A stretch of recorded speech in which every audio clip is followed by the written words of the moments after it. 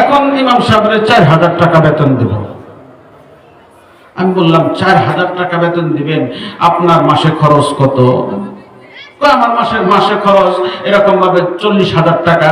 আমি বললাম আপনার মাসে খরচ 40,000 টাকা, আর ইমাম সাহেবের মাসে খরচ কি 4000 টাকায় হয়? আপনি যত টাকা কেজিতে আপনি চাল কিনেন, ইমাম সাহেব ওই টাকা কেজিতে চাল কিনে। আপনি যত টাকা কেজিতে গরুর গোশত কিনেন, ইমাম সাহেব ওই টাকা কেজিতে গরুর গোশত কিনে। আপনি যত পরিমাণে কাপড় যে দামি ব্যবহার করেন, হয়তো তার চেয়ে একটু কম দামে ব্যবহার করতে পারে ইমাম সাহেব, কিন্তু ইমাম সাহেবের কাপড় চোপড় ইস্তারি ছাড়া ব্যবহার করে না। ইস্তারি ছাড়া যদি কাপড় পরে সামনে দাঁড়ায়, তাহলে ইমাম হলো নোংরা, এর পিছনে নামাজ পড়বে। পরে আমি বললাম 4000 টাকা বেতন দিয়া কেমনে চলে? হুজুর এর উখরি কামাই আছে। বলে উখরি কামাই কি?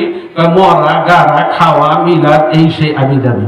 আমি বললাম যে মেলা উখরি কামাই। পরে আমি ওইখানে বলেছিলাম, ওইখানে কেন্দ্রীয় মসজিদের ইমাম সাহেব ছিলেন, আরো কয়েকজন ওলামা একরাম ছিলেন।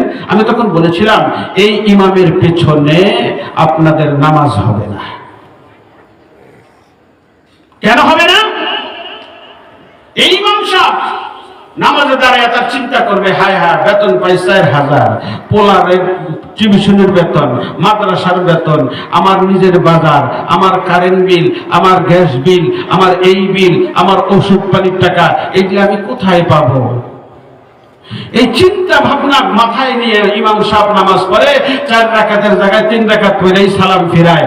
এই ইমাম সাহেব এই মন মানসিকতা ব্রেনে চিন্তা নিয়ে যদি নামাজ আদায় করে, নামাজ খালি ভুল হয়, তাহলে ওই ইমাম সাহেবের পেছনে নামাজ কি হবে? কারণ একজন ইমামকে তার উপযুক্ত প্রয়োজন অনুসারে বাজার দর হিসাবে সে চলতে পারে, তার বাড়তি কোনো টেনশন করতে না হয়, এই পরিমাণ সম্মানী দেওয়া প্রত্যেকটা সকলের জন্য জরুরি। কিন্তু আজকে নাই, এটা আজকে আমাদের মধ্যে নাই। মসজিদ সুন্দর, মসজিদ সুন্দর, মসজিদ সুন্দর, মসজিদে মুসল্লি নাই, এটা কিয়ামতের আলামত। আমার ভাইরা, আমার বাবারা, খুব সতর্ক থাকতে হবে।